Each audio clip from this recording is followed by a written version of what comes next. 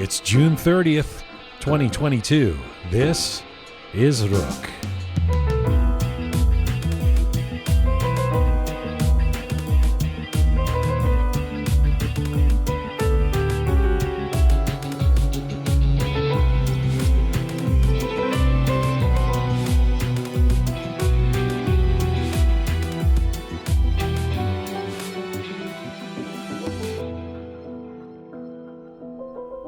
Hi there, welcome to episode 189 of Roqe. I'm Jian. Nice to be talking to you.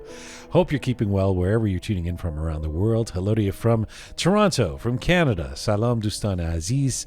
Durud Bashama. Welcome. Hello, Groovy Shaya. Hi, Smart Pega. Hello. We've got the Thursday crew, the thinking crew here. Summer is here. Yes. Patio weather. Finally. So let's discuss artistic oppression in contemporary Iran. Today we're going to do a new edition of our Plight of Persian music series we began a few months back. We've often talked about music on this show, and specifically Persian music, and specifically the Persian music industry and the dysfunction of it. And it makes sense. I spent years of my life as a touring professional musician. Shaya, you're a stellar musician. Members of our Roqe team are musicians. But when it comes to... Sorry, Pega, you like music? I enjoy music. Right.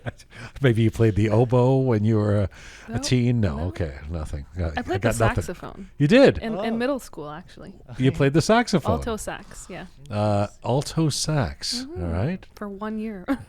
Can you bust it out and jam with me and Shaya at some point? Definitely not. Right. When it comes to Persian music, even when we're celebrating a legendary artist or a brilliant Iranian song or a fabulous new discovery in the diaspora, there's always an asterisk, always a caveat, always a hint of sadness because of the state of things. And that is, quite simply, the Persian music business and Persian musical artists continue to suffer the effects of a literal ban on Iranian music when the Islamic Republic took hold after the 1979 revolution. The implications of that ban not only retarded the growth of what had become a burgeoning young industry in Iran, but kind of continues to have adverse effects on musicians and recording artists in the diaspora when it comes to anything from royalties to representation to innovation, to reaching a core audience of millions inside Iran that still cannot hear popular music on the radio, cannot attend a hip-hop concert, cannot form a band with a female lead singer. So today, on that note, we want to look at the repression of female singers, in particular in Iran after the revolution, and the effects that has had on female musical artists of Iranian descent in general in the last 43 years. And the artist and researcher Misagh Moradi, who's just released a new album and who has firsthand experience with these laws in Iran. She's lived it as an artist and can speak to it in a non-scholarly way, as well as being smart in terms of what she brings to it. Pega, I know this is an issue you've researched, and I know it's important to you. Tell me why you've been anticipating this part 3 of the Plight of Persian music. Immediately I just think of notions of equality. You have 50% of the population who's being repressed, and the other 50% who can freely express themselves through this art form.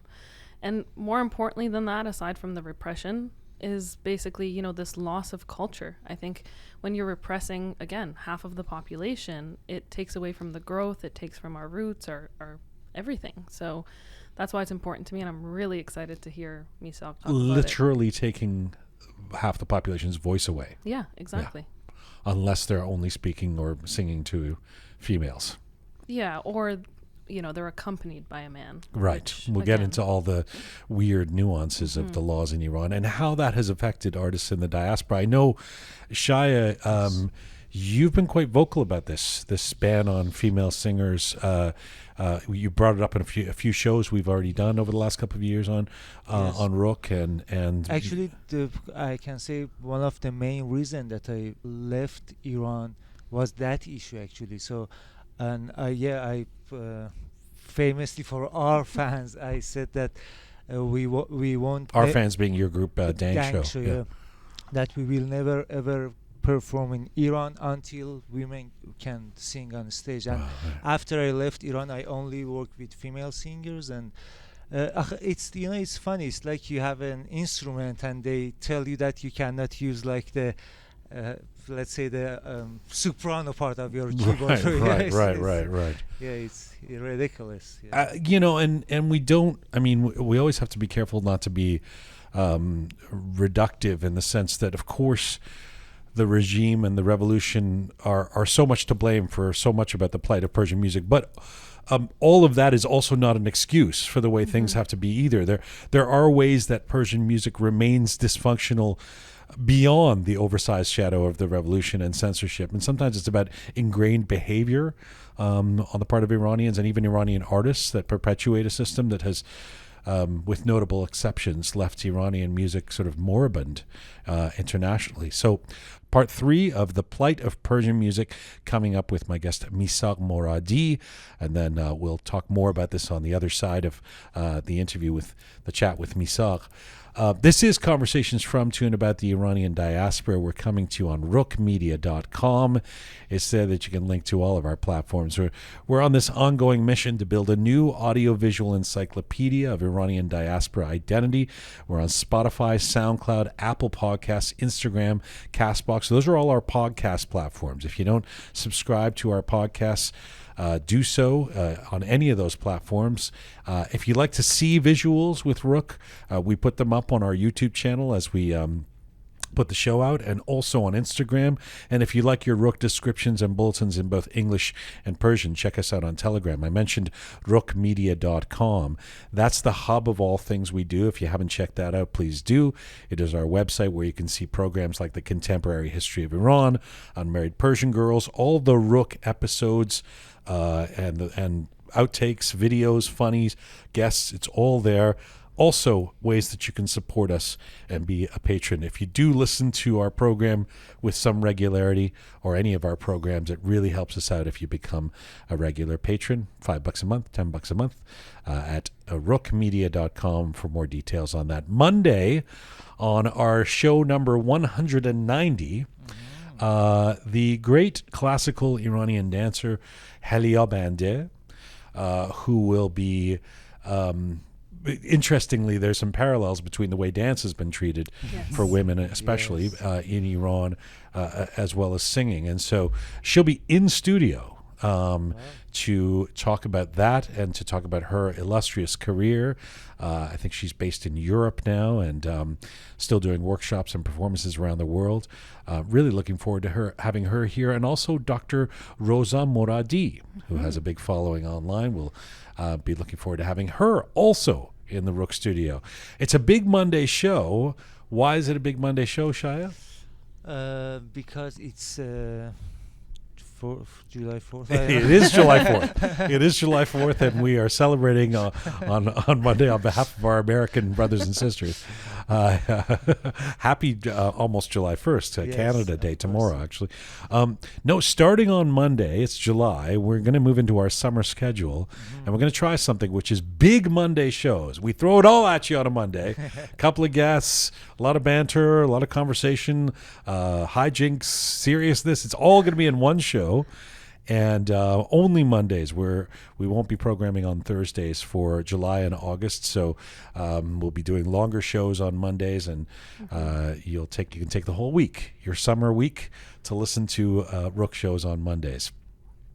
Halia Bandeh, Dr. Roqe Moradi coming up this Monday, July 4th on Roqe. All right, let's get to, we'll see you on the other side of this, Groovy Shaya and Smart Pega. It's time for this new installment of a mini-series called The Plight of Persian Music, today part 3. So to recap, in our first episode in this series, we were joined by guitarist and producer Babak Khiafchi, and we heard an informed perspective from someone involved in various aspects inside of the Iranian music business and scene, who has been in the diaspora outside of Iran for many years. On our second episode, we got a perspective on the same questions from someone who has lived it until very recently inside Iran, and we were joined by the well-known music journalist, critic, and author Amir Bahari. Today, for this part 3 of The Plight of Persian Music, we want to look specifically at the plight of female Iranian artists who've not just experienced the dysfunction and limits of the Persian music business that all Iranian artists suffer, but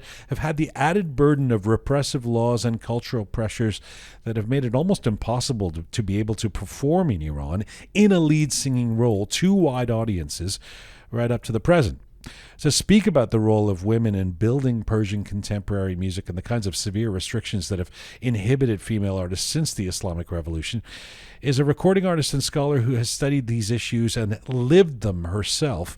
Misagh Moradi is a London-based singer of traditional Iranian music, interested in keeping the tradition alive. She learned Persian vocal techniques through advanced Iranian avaz courses in all dasgahs under the supervision of Maestro Hamid Reza Nurbakhsh for many years.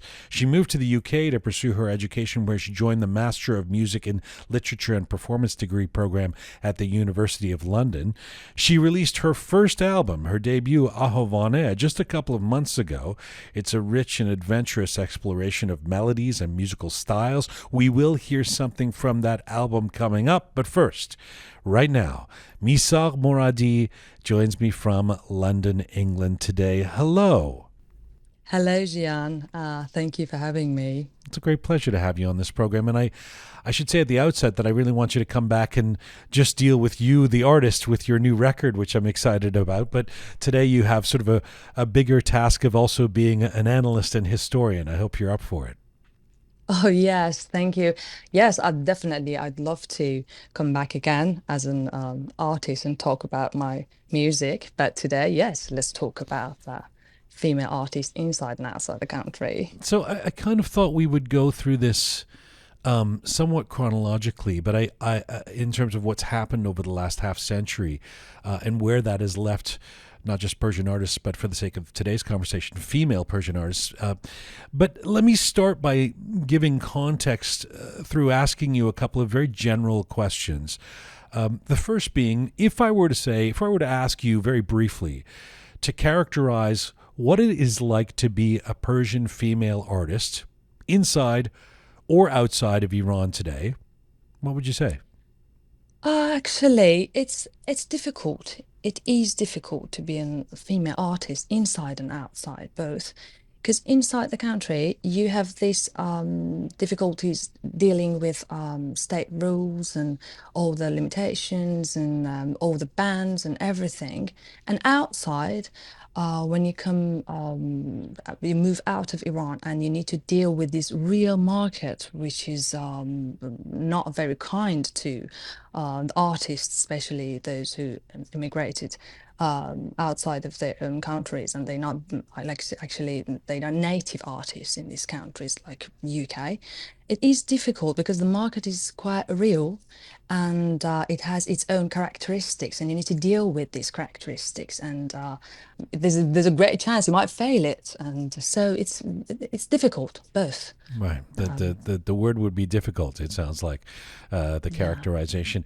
And let me just, I kind of feel like, let's get this out of the way. I mean, to state the obvious, for folks who aren't familiar with this, I know most Iranians around the world would know this, but the most specific deterrent for female vocalists inside Iran today is that they literally cannot perform for male or mixed audiences unless they are part of a chorus.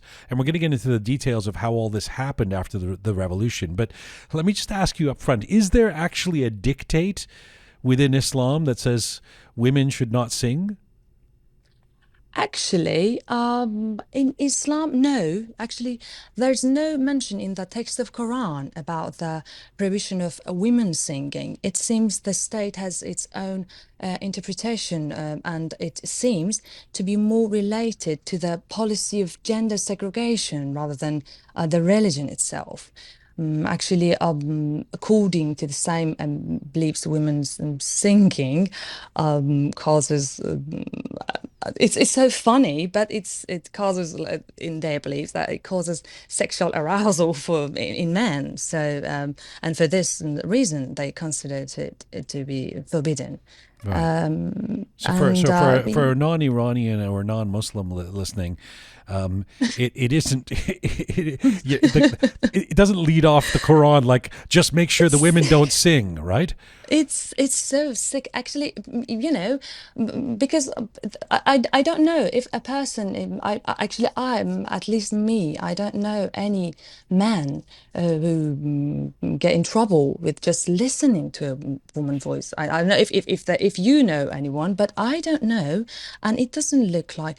As I told you, it's all about. It seems it's all about this gender segregation, because the ideal, like a society in the eye of some religious government, is to have a society in which all the women and men are separated from each other in universities. I know sport clubs and public transportations, and everywhere they need to be separated. So that's ideal, and I think this is the policy of that for that gender segregation, as I said. I've always thought these rules, by the way, just as a sidebar, they really not only are they repressive towards women, but they make men look particularly stupid too. Like men are apparently so helpless that upon hearing a female voice, they will not be able to contain themselves and ruin society, right? So it's obviously that it makes sense that that's a pretext rather than an actual text from a religious book.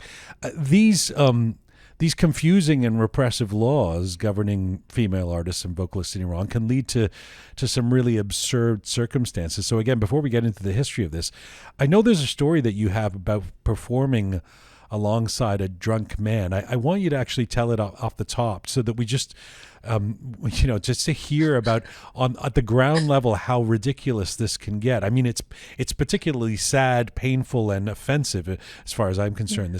These laws, but it's also can be kind of silly. I mean, can you tell this story? Oh yes, because Jian, even in law, there's no legal provision that criminalize women, and it's not clarified that what is what, when is which are the red lines you shouldn't have to pass. So it's all sometimes it all depends on the interpretation of the person who's in that. For example, is that the sound engineer who's in the hall, and from those laws and everything and regulations. So it might end up being to the story that I had.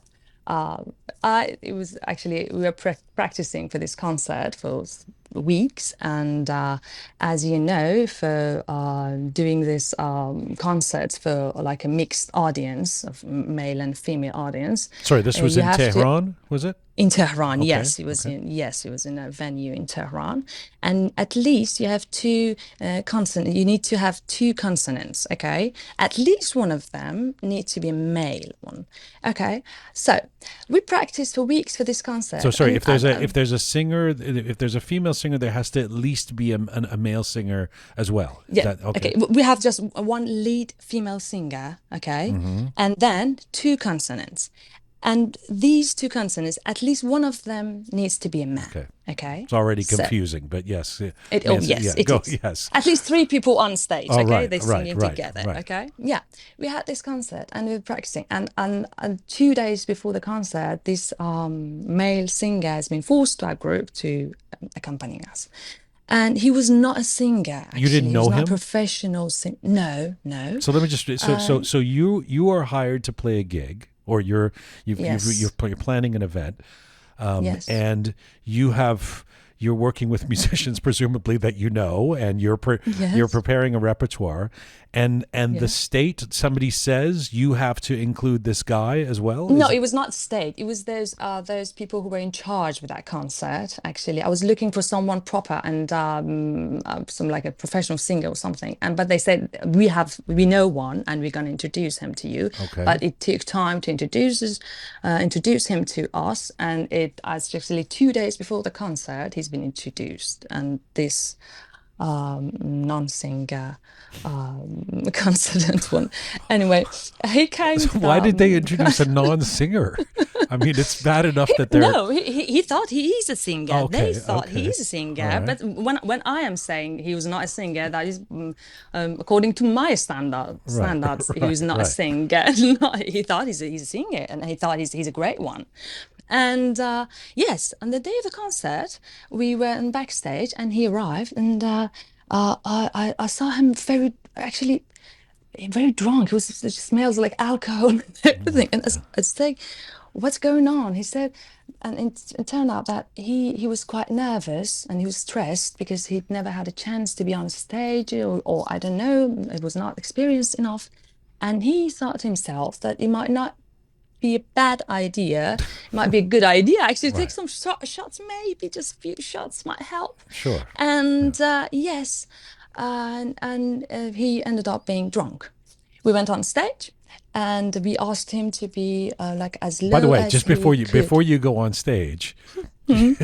you're backstage with this guy who's drunk, who you don't Yeah. really know, who you met 2 days earlier, Yeah. to go out and this is not exactly what inspires confidence in a performer, right? Of course not. Right. Of course not. And he was just like trying to be very friendly. I was saying, I don't know why such a beautiful woman like you needs such a person like me to sing with. And I said, okay, please, just Right. don't ruin your voice. Just come along. Just Right. let's right, do it. right. And yeah, we went on stage, and he promised to be as low as possible, and the concert began. Just after a few minutes, I saw some of my people between the audience that was just showing these signs that we cannot hear you. Your voice is cut. We cannot hear you. They couldn't, meaning they can't hear you. Me and Right. my female Oh boy. Right. consonant one. Right. And the only voice in the hall was my drunk colleague, out of tune. Oh my God, that was horrible. It was just like By design, or this was like just a bad sound guy. Why was that happening? Because the guy, the sound engineer in the back there, he thought that this lady, which is me, is loud. So let's cut her mic off. Oh my God. Yes, they shut my microphone off, and then just the only singer that was listened to was this drunk colleague of mine. And yes, he was out of tune, totally out of tune, no control on the voice. And we were just struggling to just do it. And which is like about 1 hour of torture for us on the stage and the audience down there. And it was just like a disaster. It's It was a nightmare. one of my... It's a nightmare. It is a nightmare. I mean, it's a comedy, but this is, I mean, to cut to just to segue into the more serious side of this, this is why becoming an artist, becoming a vocalist, especially as a woman in Iran, would be poo-pooed by parents for generations, right? Because this is the example. I mean, somebody who's as accomplished as you are has to go on stage with a guy, and then we're just going to hear the guy, and he's going to be drunk, and he's going to be out of tune, and I mean, the whole thing just comes off as a joke, which I presume wouldn't be the case if you were working in a hospital or an engineering firm. Yes, exactly. You know, it's so insulting because you've been like trained as a soloist for years, and now it's your time to go on stage and perform, and then you have to sing as a member of a group, as just like it's not a choir, it's not like a cappella style. It's something in between all of these which doesn't work. But if you want to perform for mixed audience, you have no choice but to choose.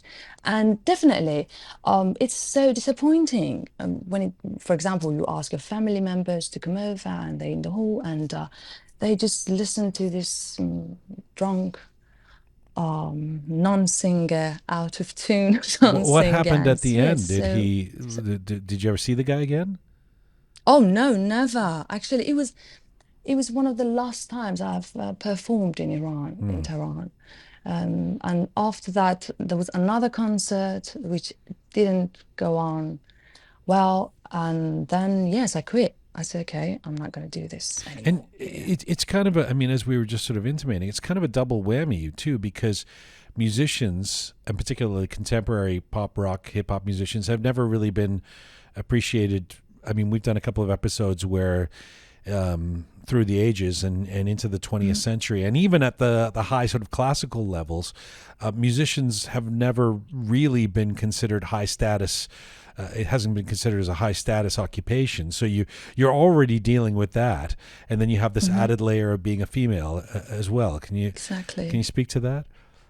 Exactly. The other day I was listening to that episode. You were interviewing Mr. Gorbani, Ali Reza Gorbani, and he was telling you that since he was young and he's always receiving these compliments, and his family members and friends were encouraging him to go on with the singing and be a singer. For me, it was exactly opposite, actually. Not just for me, for many of the female singers, because, and you cannot blame the families and friends around you, because you know, and they know that there's no future for this job. It's really difficult to go on with no future for years and years. You insist to learn something, and you love something to do, but you know that there's not going to be any income out of it. There's not going to be, and worse than that, you might be sentenced to jail. Right, You might be in right, trouble, right. and so yeah, all the women who are doing this, they're doing it just for love. They're doing it because they love to do it. They're doing it with, I mean, with all these barriers. It's one's appreciation for a female artist. It's the same as the way I feel about young women who are pursuing dance inside Iran, for example. I mean, you just think that it's incredibly brave, especially the new generation. And let's get to that, because I want to ask you about how you see things changing, particularly in the internet age in the last 20 years. But take me back, first of all. Take us back to the mid 20th century and the final 2 decades, say, before the revolution. You know, the 60s and certainly the 70s, we've talked about this on this series, are seen as a heyday of Persian popular music. You know, there was the support of Farah Diba, there was this growing industry.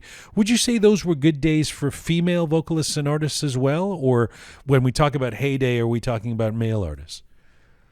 No, definitely it was brilliant. It's a golden age for female artists. Before that, for example, in like we always mention Qamar al-Muluk Vaziri as an iconic figure in Iranian Avaz. But when you listen to the memories of from those male artists from that era, they appreciate her, but at the same time, she has no chance to have like a happy family experience, for example. But after from 1960s and 70s in Iran, because the years from 1963 to 1977 were the most economically successful years for Iran. During this period of economic prosperity, the Pahlavi began to invest on cultural projects and activities.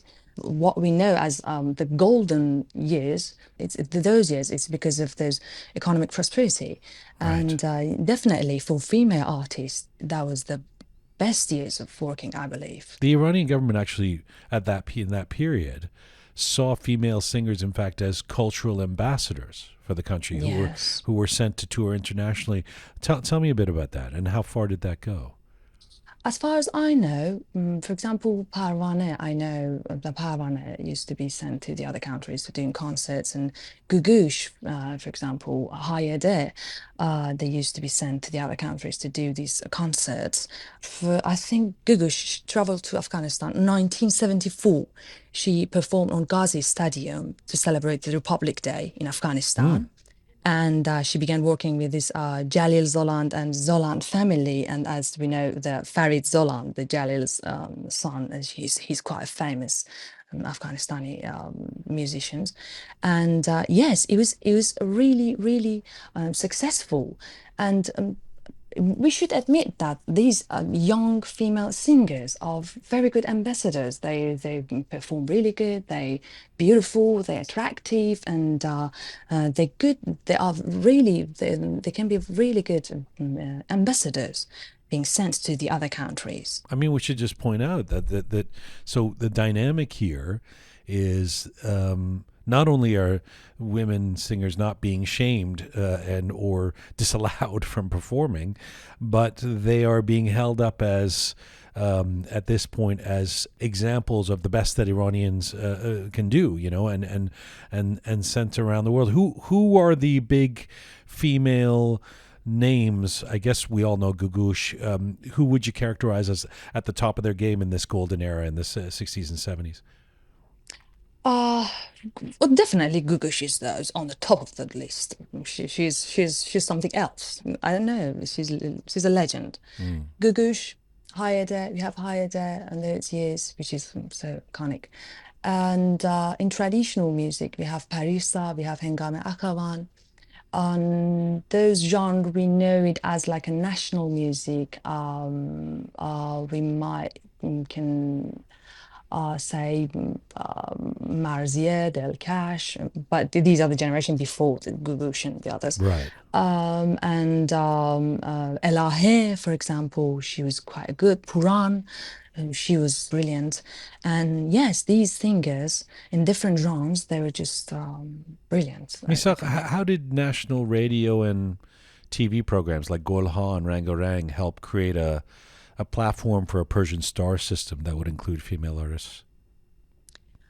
Actually, on Rangarang show, introduced many female artists in that period of time. Gugush used to host that program, if I'm right, and Nelly, for example, performed there, I think, for the first time. And Hayede used to perform there, Mahasti performed there, and many great names. For years they were doing it. And on Golhar, it was quite brilliant because there was like an orchestra, and this orchestra is always ready, and it's a great classy platform available for these musicians, and these musicians are being paid.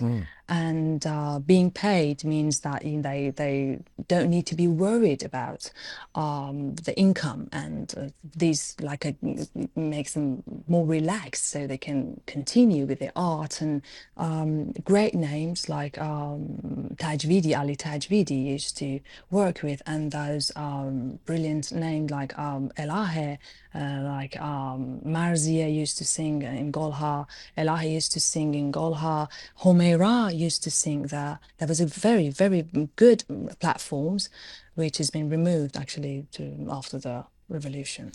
Yeah, so let's get to the revolution. Let's not to get to the revolution.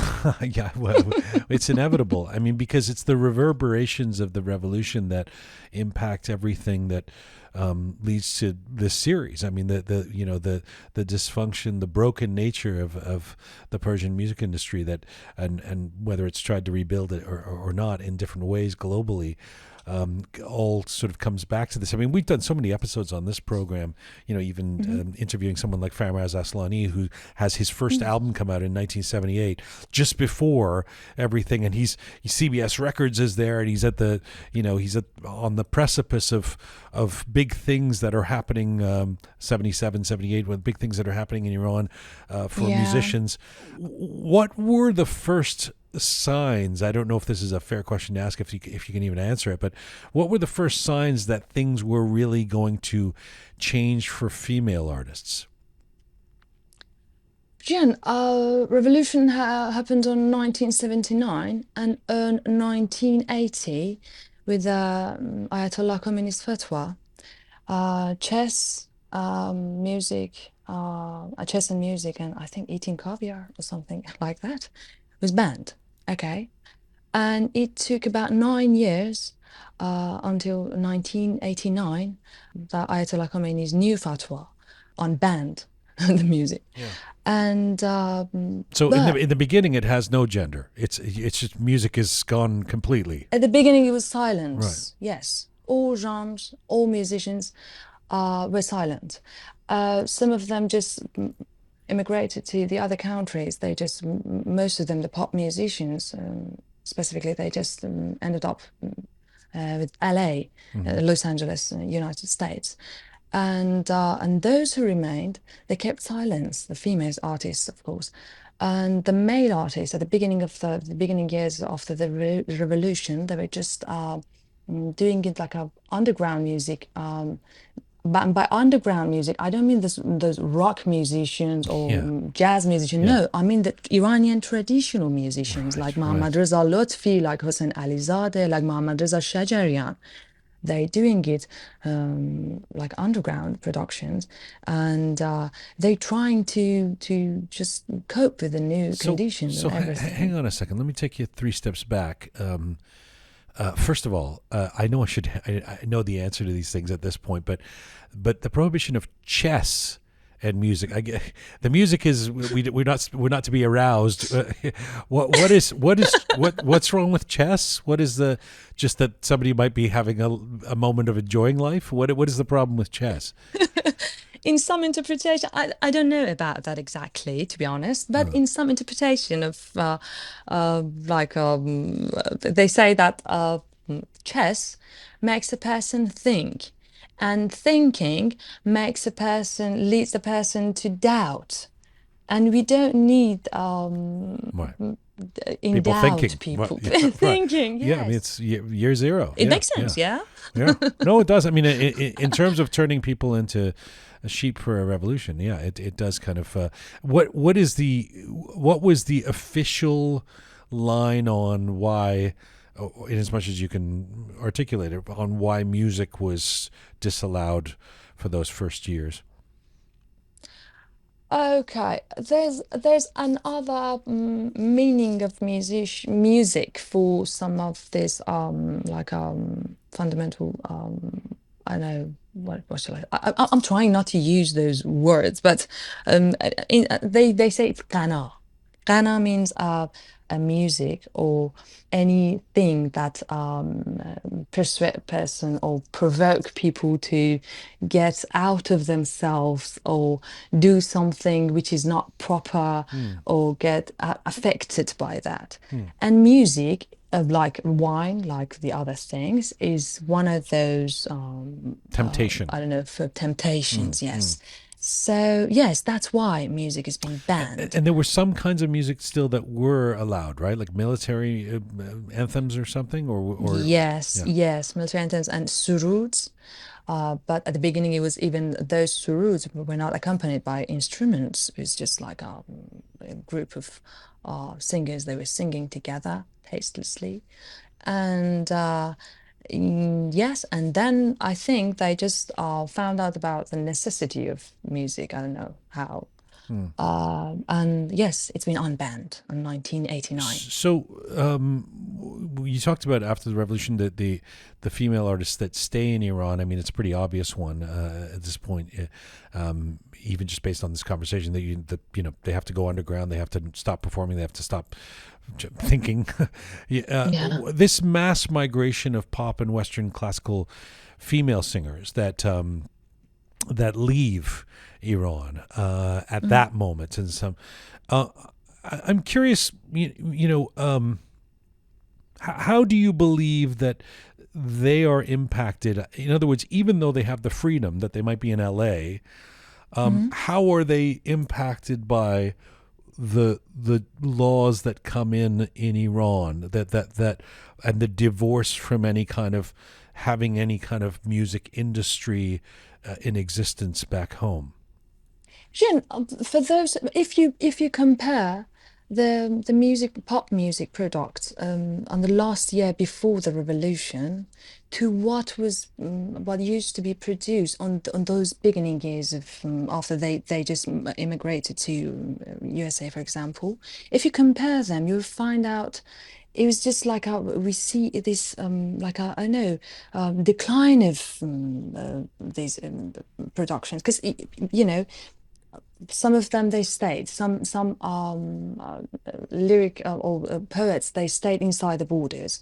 Some musicians they immigrated, and it took it took years for them to get together and they could maybe produce some. All those years, there was just like some, most of the production was just like this upbeat, like a very light pop music songs for just, I don't know, and you cannot blame them for that because, Yes. you know, Yeah. they just knew in the new land, most of them, they're professional musicians. For years, they used to be musicians and they have no other skills.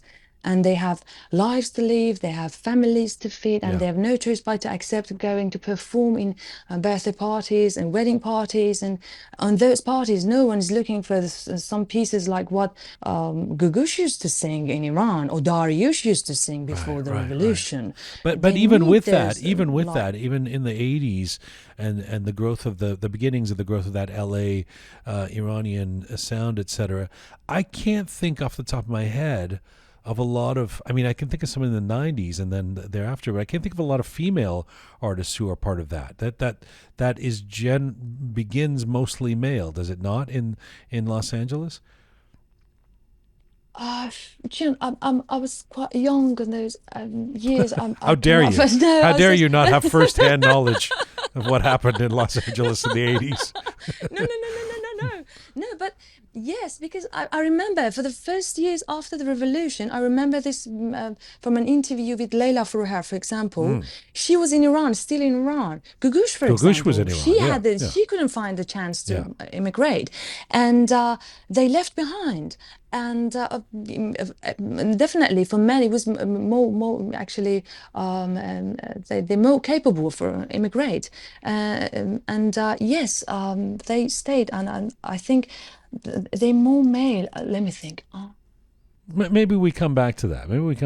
Yeah, let me Yeah. ask you about what's happening in Iran, because you've talked about this Khomeini's dictate. I mean, Khomeini dies in 1989, and music is unbanned, but not all music. And not, I mean, it's not unbanned for female artists, right? What is, as we enter the 1990s, what are the rules for female artists? Inside the country. Yes. In 1990s, actually, still the female artists and the female singers who used to be inside the borders, they used to just teach at home.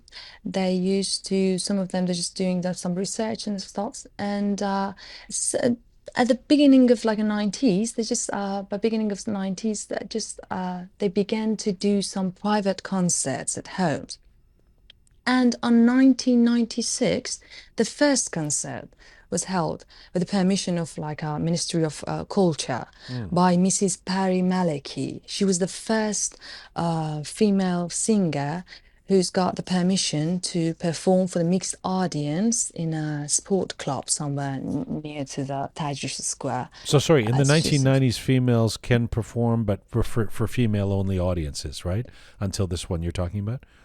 Can they- Yes, So- yeah, more or less, yeah, just yeah. Some of them they could do that, but not all of them were not happy with it. For example, Parisa, Maestro Parisa, she was not happy with these rules. She was saying, "Why my male colleagues they can perform, why not me?" So she never performed for just female audience, but some others they've done it. But for mixed audience, as I said, it happened on 1996. Actually, even 7 years after this unbanning the music in Iran, and yes, it was just like that. And needless to say, back to this question of dysfunction, I mean, how many women in Iran through the 80s and 90s can make a career in music? I think I need to say none, because those who were just performing in those ages, it was just like they were just those generation from before revolution. You know, they began their career before the revolution. After the revolution, it was not a great chance to be successful in those years, because for being successful, you need to be known. Yeah. How many concerts a year can a young female artist can do under those, you know, conditions and everything, and these laws and everything? How many of them had a chance to do it? How many concerts a year they could do? They couldn't do any records. It's important, you know, because we're talking about the pre-internet era. and they were not allowed to do records. The studios, if the states find out that some studios they're doing records from the female artists there, they might be plumped, they might be closed, and they might be. So what? And they couldn't say, I'm making this from my family or my friends or something like that. Under the cover, no, not if they found out, oh, just no, you don't want to do. Still, I've done some records in Iran, and I couldn't, because when you go to studio, you go to some footages for like this backstage, and like they're putting on your Instagram page and everything. But I was not there enough to do that, because I knew that the gentlemen or my colleagues in the studio were not quite happy with that, because it put them in a risk. Still, right. It's still, yeah. I'm gonna, before the end of this chat, I'm gonna ask you about, to give a big picture on how all of this has impacted Persian music and the Persian music quote unquote industry, and as much as you can call it that, but just to reset for a second here, just based on what we're talking about, it's still shocking to me. I don't want it to ever stop being shocking that for 2 decades there was an iron clampdown on artists or musical artists doing their thing. When you look at the international marketplace and you wonder where Iran is, where the Iranian artists are, where the Iranian singers are, and then you think, it's like running a relay race with your legs tied. It's just impossible. Based on it is so profoundly sad to me. It really is. I never get over the sadness of just sitting in this moment, thinking about this, hearing about this, and I don't think it should ever be normal to hear about this, because it is just breathtakingly sad. We are going to stop you from doing your craft, that an intrinsic and important part of what culture is, let alone expression. We are going to stop that for 2 decades. We're going to retard the growth of that. It is just... It is sad. And Jian, we need to consider that for at least about 10 years after the beginning of it, people are involved with war. Right. But yes, these bans and these restrictions, it's just like, it's so sad. It is sad. And when you know that, how capable Iranian musicians are, and how capable composers and singers and the techniques, and they have when you know that, it's really, really, it makes it even more sad. But you don't even find out how many are capable or how many are talented, because most of them will never even go into the field, because there isn't a field to go into. I mean, it's you might have the potential to be the best soccer player in the world, but if there's no field to play on, there's you go and become an engineer, right? I mean, it's there's no choice. Exactly.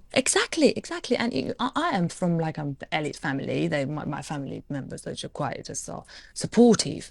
But even me, at the beginning of those years that I said, okay, I want to be a singer, I'm just going to learn this singing styles and everything. Even my family, they were just saying, why do you do that? It's a waste of time. You've no chance. Between all those people around me, maybe just one, we had this a family friend of ours. She, because she used to sing, she was the same age as my mom.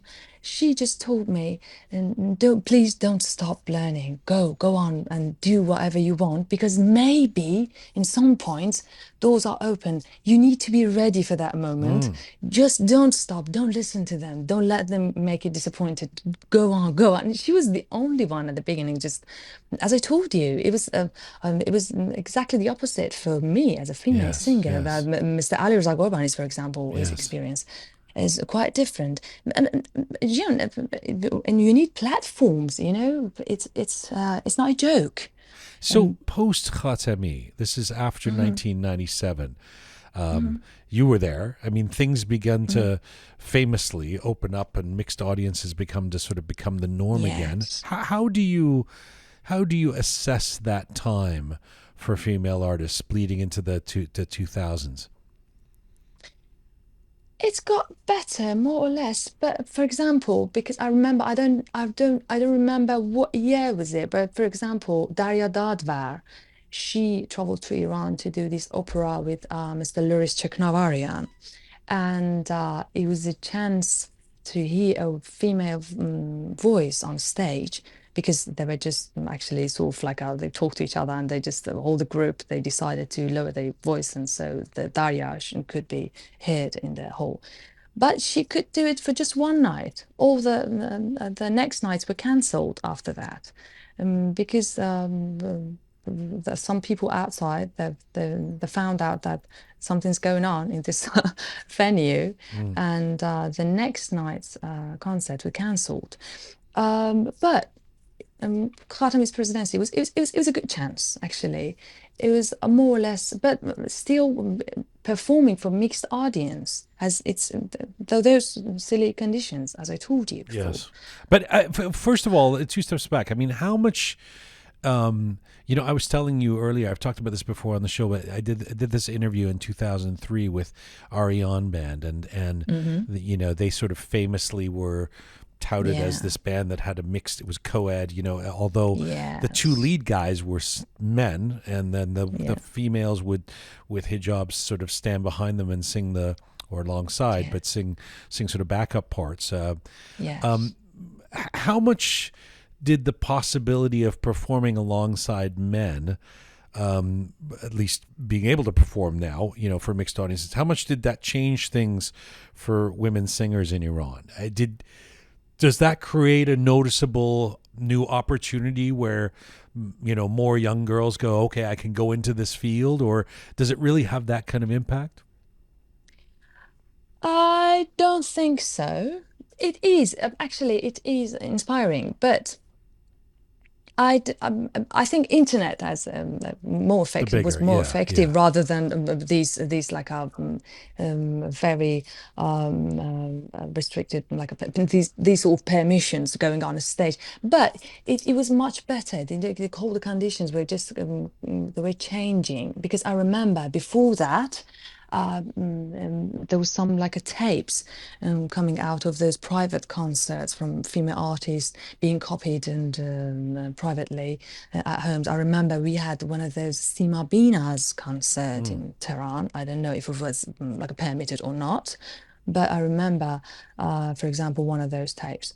But after that, it was just it helped a bit to normalize, at least in the because for a long time Iranians didn't see any female artists on stage, and it was just like a sort of like it helped a bit to normalize their presence on stage.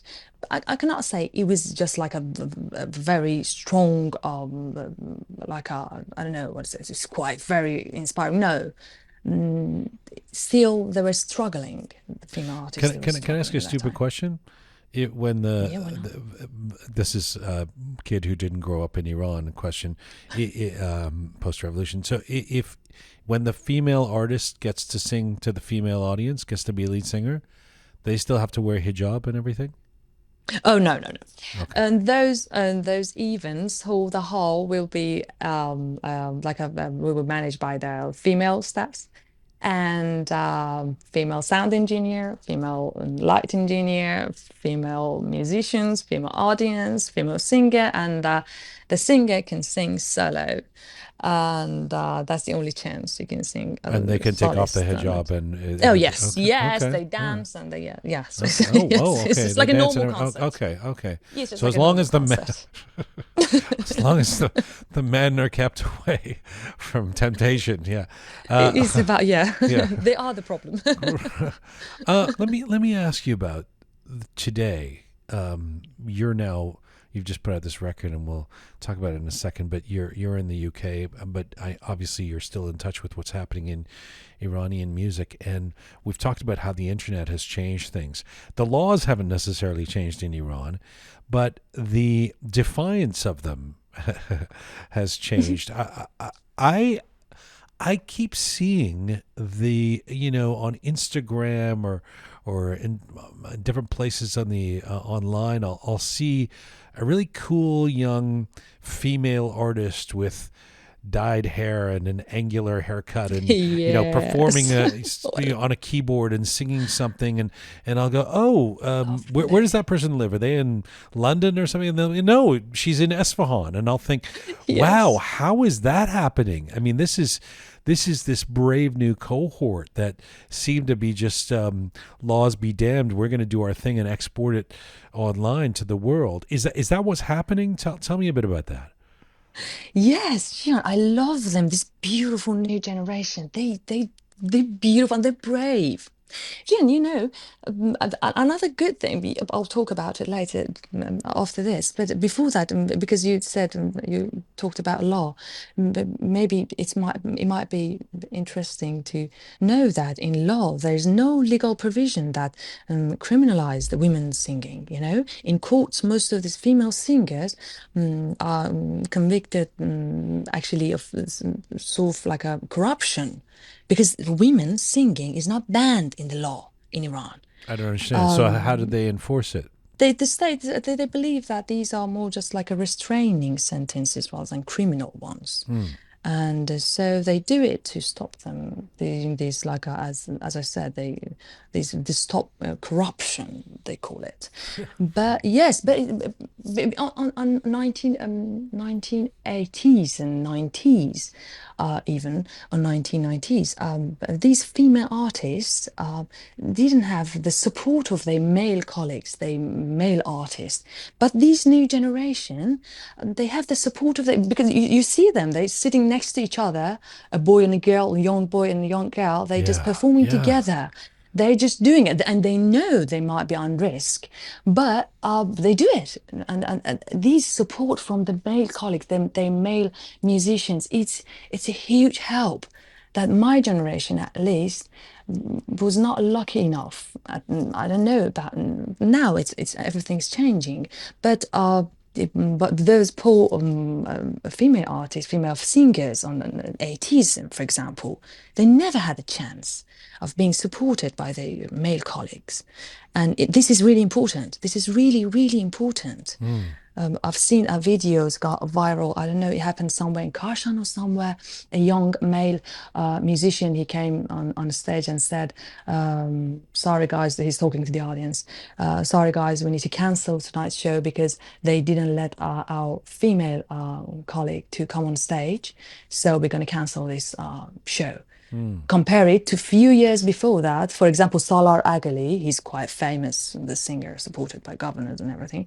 And he went on stage without his musician, who is his wife as well, Harry, because they didn't let Harry go on stage. He left Harry behind, and he went on stage and he done the show. What do you attribute this to? I mean, so this is young men, artists, sort of undoing patriarchy to a certain extent in Iran, despite a state that would reinforce that patriarchy. What do you attribute this refreshing trend to? I think this is somehow it might be related to. We need to appreciate they have support of their parents. Now there's a generation who are burned in like a 1970s. They are parents now in Iran, 1970s, 1980s, early 1980s. They're parents in Iran, and these kids are their children, and they just like a last generation, and they have the support of their family, and I think they don't. I'm sorry to say that, but it's the best way of saying that. They don't give a damn, They don't care. It's even cool for them. For us, for example, being captured by Gasht Ershad was just like a disaster at home, But for them, the parents is just like make it like it's all fun. It's not fun, of course, it's not fun, but they eased it for them. It's easier to handle, to cope with these unfair rules, because I think they changed. and internet helped a lot to change them. And yeah, thanks to internet, it's all everything is about to get better and better. Can't believe you used the word damn, but okay. I mean, Sorry, I'm sorry. I said it. I'm being sarcastic. I think that was probably the most genial way you could have said it. You're so elegant. Let me try and now, I mean, before I let you go, zoom out on this. I mean, as the series is called The Plight of Persian Music for a reason. Plight does not denotes that, there's issues, there's struggles. From your perspective, and notwithstanding what you've just said about how inspiring it is to see some young, musician online, let's not forget that most of them can't possibly monetize that if they're sitting in Iran. They're not. Mm-hmm. It's going to be incredibly taxing to try and create a career out of that, mm-hmm. right? If you're still in Iran, how broken is the Persian pop music industry today in your view? How much needs to change for Iranian artists, Iranian female artists, to be on a level international playing field with, say, Turkish artists or Lebanese or French or Italian artists? Okay, Jian, in terms of like being an artist today, like a pop artist, comparing to those who used to be known as pop artists, like singers that we know them as like a qualified singers, unfortunately, I should have said that, that there's some of the new pop singers. I'm talking about singers mainly, because Sure. they're not qualified enough. Male singers, especially male singers inside the country, because it became, after years of music being removed from education at schools, the ears of Iranian ears has got like sort of like a strange with music, and they cannot refine tuned from untuned music. So I see the videos coming out these days from inside Iran that there's like a male pop singer on stage, and he's just singing off tune, and it's just people they just applauding, they're receiving applause, they're just screaming, and no one can find out this guy on stage is off tune. It's an incredible point. I'm so sorry to cut you off, but it is. I just want to underscore what you're saying. It's an incredible point.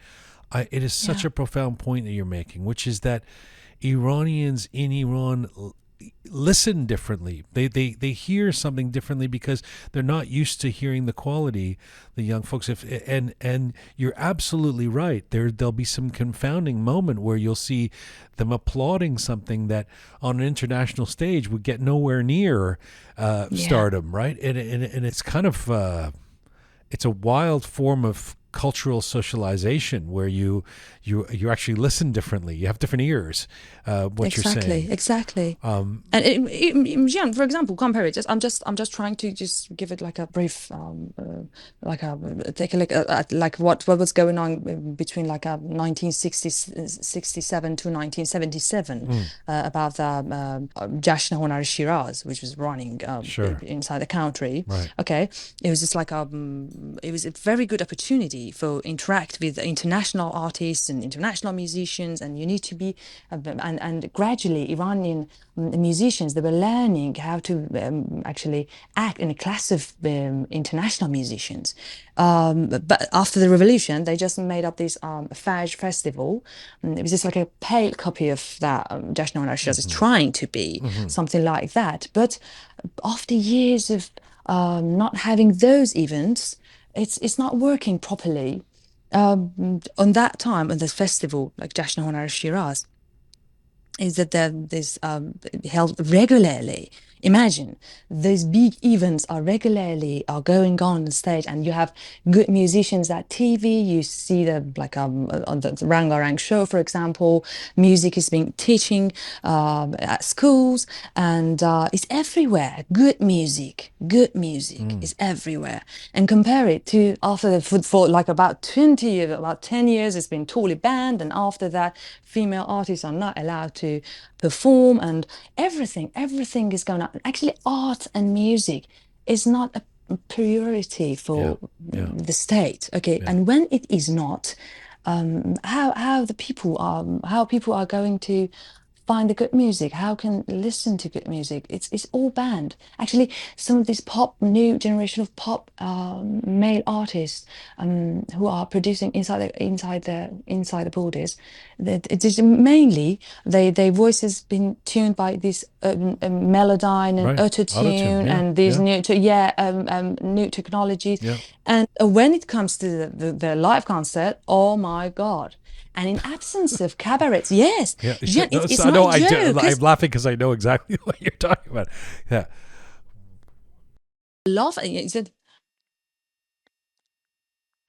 an Iranian artist in Toronto, not in Iran, right? In Toronto, in Sydney, in London, is going to necessarily be of less quality because they haven't come up with the same pedigree. They're still listening to stuff that's coming from a place that isn't the quality of Western popular music or something like that.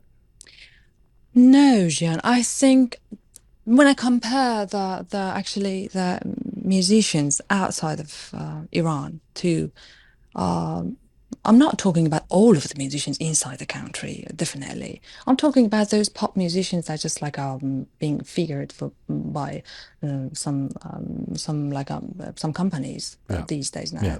on stages. Here out of the country, see in diaspora.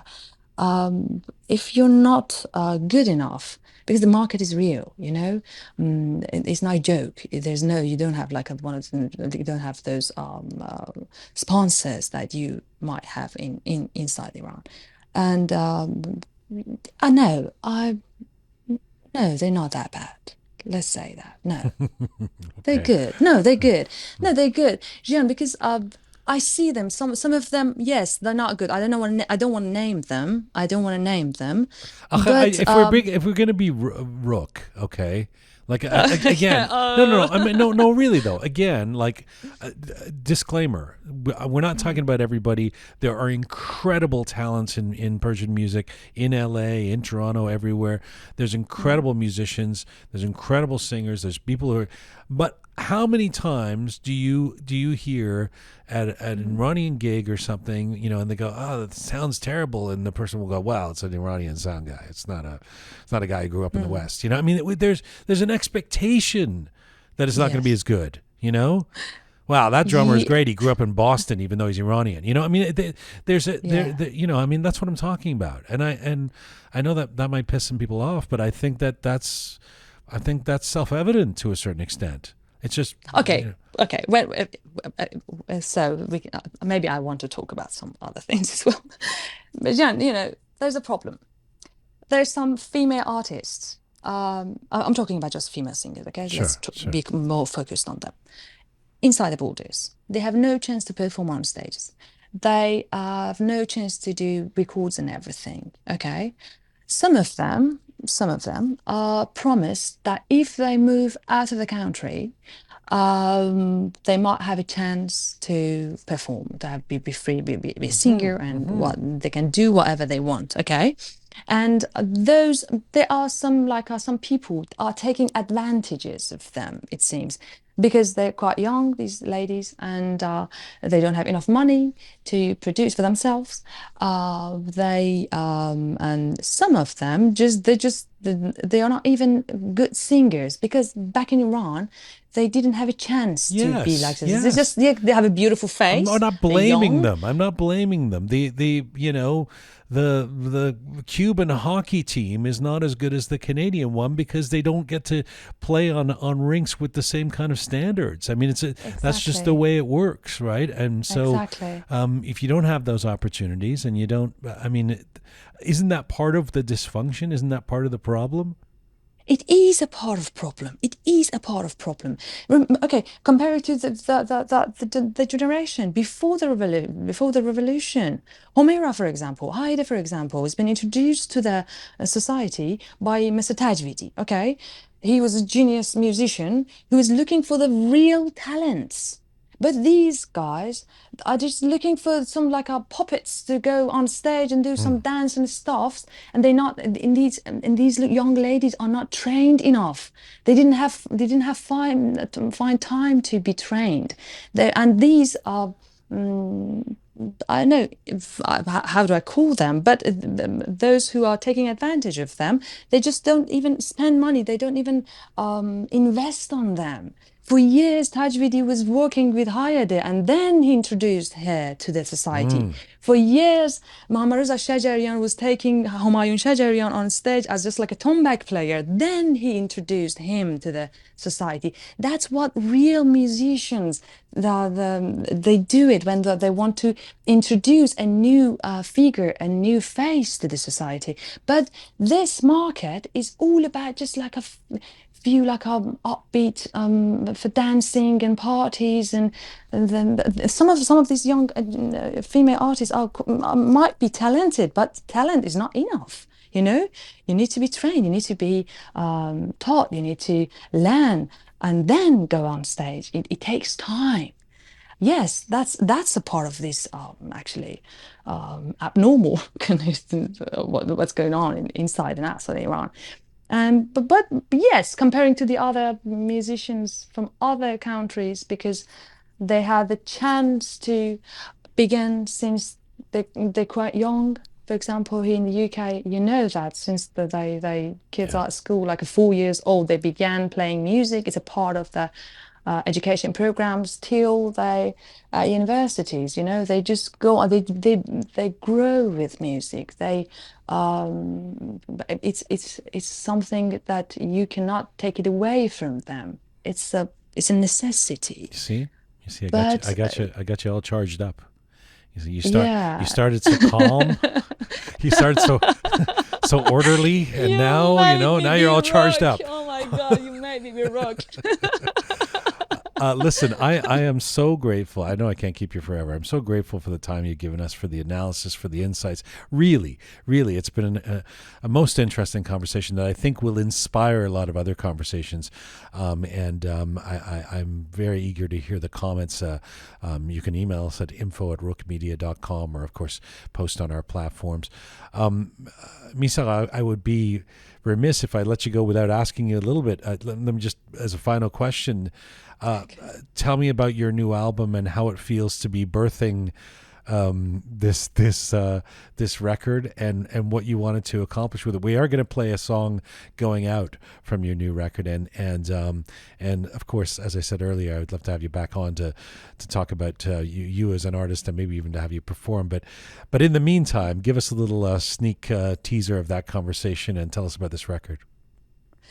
Okay, I've done it. Actually, it takes about like a 1 year and a half doing those records, and I worked with several different brilliant. I was quite lucky to work with them. These artists, male and female artists, of course, and the album named Ahwane. I am actually on the audio part.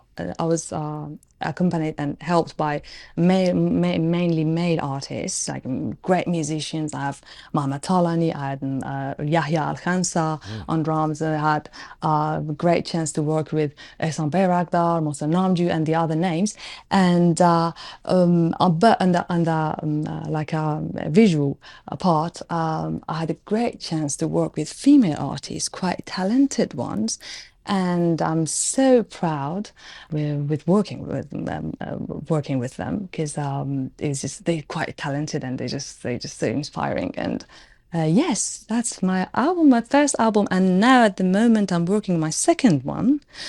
And yes, it comes up. I know I cannot give it time, but yeah, it will come up. I don't know, in the future. I hope we get to see you on tour before too long. Oh, thank you, Jian. Yeah, sure. I hope so. Yes. Bring some of those superstars with you. You got the Yahya on the drums, and this is a. Definitely. That's amazing. Misagh Moradi, I thank you so much for this. To be continued. Merci, and once again, your wisdom has been really appreciated today. Thank you very much, Jian, for having me. It was a great chat, and thank you again. Khudafiz. Khudahafiz. Misagh Moradi, an academic and a London-based vocal performer of traditional Iranian music, interested in keeping that tradition alive. She released her debut album this year entitled Ahvaneh, and we reached Misagh in London, England today.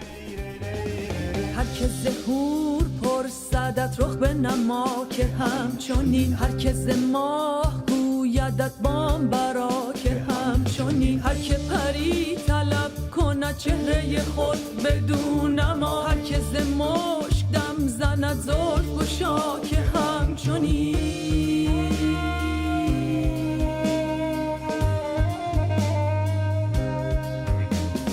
هر که بگویدت ز محب چگونه باشد باز گشا گره بند قبا که همچونی گرز مسیح پر صدد مرده چگونه زنده کرد بوسه بده به پیش او جان مرا که همچونی. There you go, a little taste of the new album, the debut album by Misagh Moradi and her fabulous musical friends. Ke Hamchenin is the name of that song. Once again, Misagh Moradi joined us from London, England, and I am rejoined. Microphones back on for Smart Pega and Groovy Shaya in the Roqe studio. Lots to chew on with that conversation. Pega, let me go to you first. I know you've done some research in this field. What did you think of? Where do I want to start? Maybe with what did you think of Misagh's explanation that there's actually nothing in the Quran, in the Quran, that says women are not supposed to sing? I really enjoyed that part specifically. And I think in general, Islam is being used as a pretext. So it's clearly not something written in the scripture, but more so, I guess, what's the word I'm looking for? An interpretation of it to use to further an agenda. And I think one of the things to note is that aside from that religious connection, the post-revolution government, they also viewed the music scene of the Pahlavi era as corrupt. So I think that's another reason why they really wanted to push this agenda of banning, popular music too identified with Pahlavi era. Exactly. Better ban it and say that it's because of Islam. Yes. Right. Yeah. And as when you talk about that agenda, Misagh's point was the agenda is basically gender division. That segregation, yeah. Shaya? Yes. On that point? Actually, that's right. In Quran, you cannot find anything against female singing and not anything against music.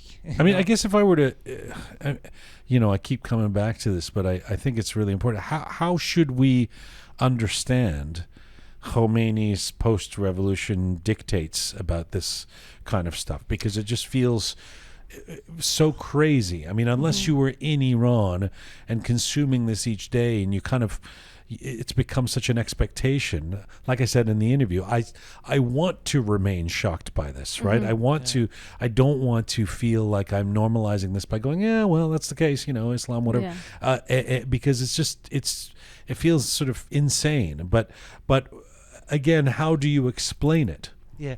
So actually, I have a very slight correction on Misagh's note about the. It was banned in Sharia law for many years before revolution. Like chess, caviar, and trading the musical instrument was banned for many years.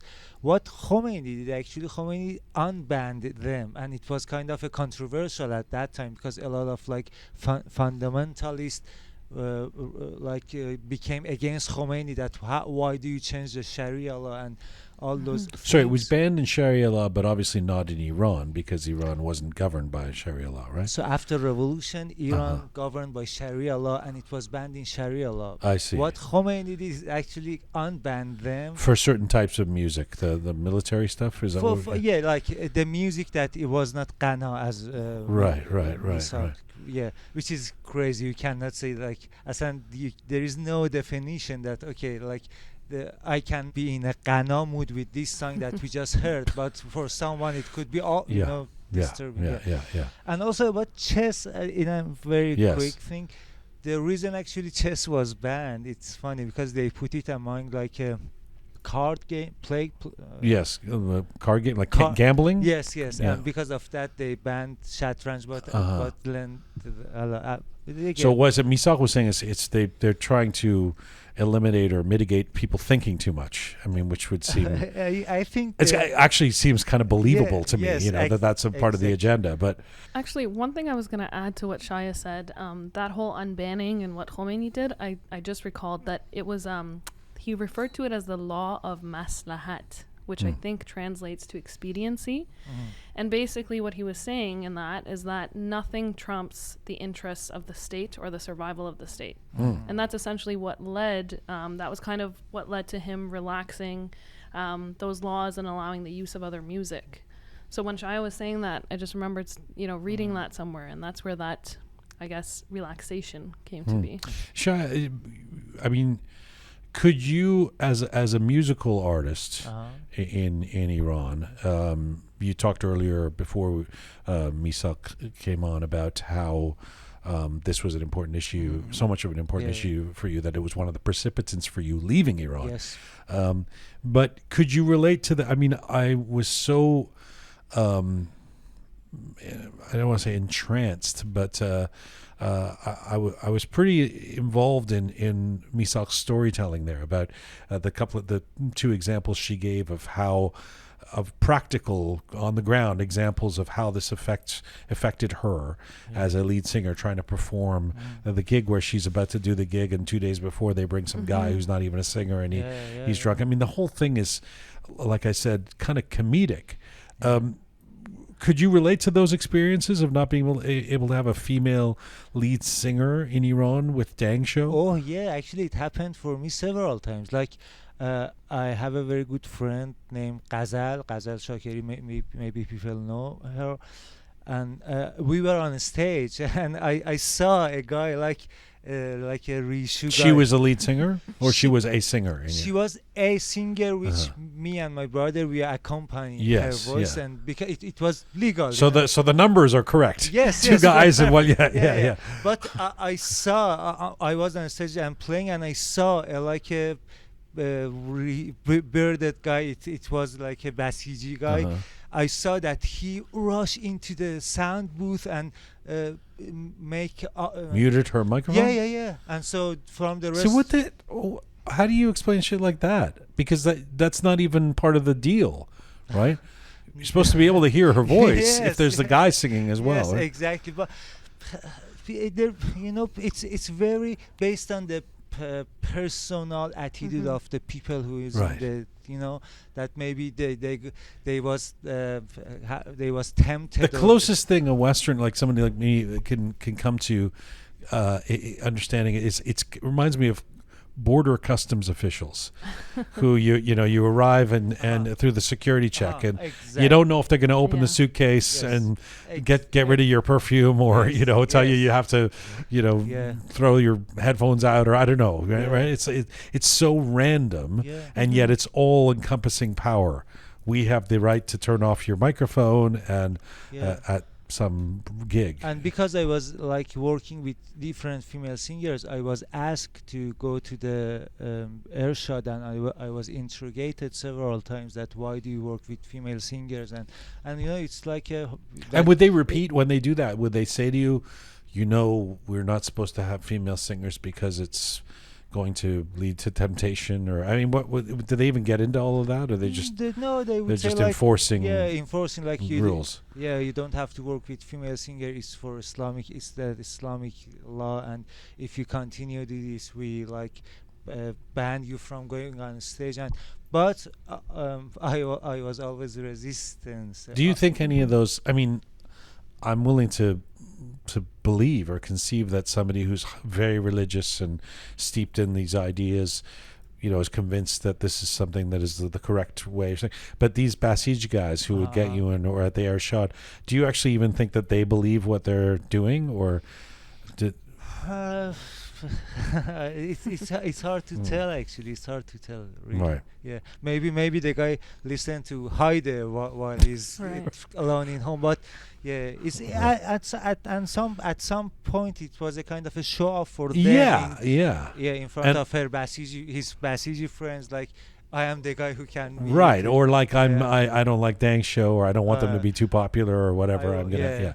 What do you guys think of the resilience and bravery of women artists, especially young female artists in Iran today, in a time of social media and exposure to Western music? Where as I was talking about in the interview, sometimes I'll see somebody on Instagram, a great upcoming young female artist who looks like, she lives in Dallas or something, and then it'll be like, I'm from Shiraz, and in her bio, and I think, wow, that's ballsy. Yeah. That's really resilient. What talk to me about your feelings on that, Pega? I mean, it's incredible. I think it's this like deliberate rebellion almost. And I think, like you said, it is ballsy. I think, these individuals are so brave to be in a position where, anything could really happen, and that repression is there, and yet they still choose to push the envelope. And one of the things is, people talk about Iran and, musicians and artists inside of Iran, and we always refer to them as being kind of isolated from the rest of the world, or, these preconceived notions of, there might not be talent, or there isn't, or lack of, and things like that. But in reality, I think, particularly women, they're definitely not isolated, and there definitely isn't any lack of talent. In fact, I think there's a surplus of it. It's just, because of conditions, they haven't been able to showcase them. And now in the age of social media, I think we're starting to see that. We're starting to see those individuals seek individual freedoms and really showcase the talents and artistic abilities that they have. Yeah. It's really interesting. Yeah, like it's funny that when a female sings, it considered as a rebellious act. So I think it's really interesting. And again, just what it says about men, that we can't handle ourselves or something if there's a female singing, or it's goes back to the whole point of it. Or if you play chess, you'll lose your morality. I should note, for people listening, there's an interesting dance that we do sometimes, because we'll sometimes discover a musical artist, particularly a female singer. This goes across the board for people that we discover who are in Iran, but particularly something like a female artist. I know there's been a couple I can think of off the top of my head that Shia, you and I have sat and gone, oh, this artist is great, and we have to consider, even before we reach out to them, whether they would come on the show, whether it would be problematic for them to come on the show, whether they would come on the show but not be able to say anything because they don't want to get in trouble. So there's all these obstacles that I'm not the biggest fan of social media, but God bless Instagram in this sense that, that you can, it's allowing a portal for some of us to see these artists from inside Iran. But even us promoting them, it raises all kinds of issues or flags or problems, and I can tell the audience that we regularly have people who, we have very seldom, if we ask somebody to come on from the diaspora, that they're unavailable. But inside Iran, we regularly have people say, "Man, I'd love to come on, but I'm concerned." Even though there's no overt political agenda or partisan agenda to our show, but obviously we're going to talk about the absurdity of women not being able to sing. Again, like it considered as a political act, if a female sings. So I can completely understand their concern. Yeah. And I was just going to say, it's not even so much as them saying something against, anything in the realm of politics or anything like that. Just the mere attendance or, exploration of music or art or singing or whatever in and of itself is, an act that goes against whatever law, policy, or whatnot. Right. Thank you. Thank you, Shia. Thank you, Pega. And thank you to Misagh. And I think we should, this is a conversation that we will continue. We want to continue, not just the plight of Persian music, but this issue of female artists and singers in particular. If you're listening to us in Iran, and a lot of folks do, and you've been one of those artists that we've been talking about, send us an email, post on our platforms. You can tell us to not use your name if you want. info@roqemedia.com, info@roqemedia.com, or just post on any of our platforms, and we'll share some of your stories and and appreciate what you're doing out there. Or if you're anywhere in the diaspora and have been affected by these issues. We will continue to do this series on the plight of Persian music, and we'll take submissions from you folks out there too. If you have an idea for this series, I'm happy to hear about it. Back on Monday with Halia Bandeh and Dr. Misagh Moradi. Thank you for listening. This is Full Time for Roqe for today. Our website, roqemedia.com. roqemedia.com, which is where you can link to all of our programs, our different guests, episodes, funnies, videos, etc. Thanks to the amazing team who put this show together: Savvy Roham, talented Anahita, Ponta the artist, the fabulous Jian, Super Parisa, Smart Pega, Alhai Merdad, Captain Reza, and Groovy Shaya. Thank you to all of you out there for supporting us and sharing our content. Please subscribe if you have not done so already. And find me on Instagram at Jian Gomeshi. And in the meantime, Mizun Bashi.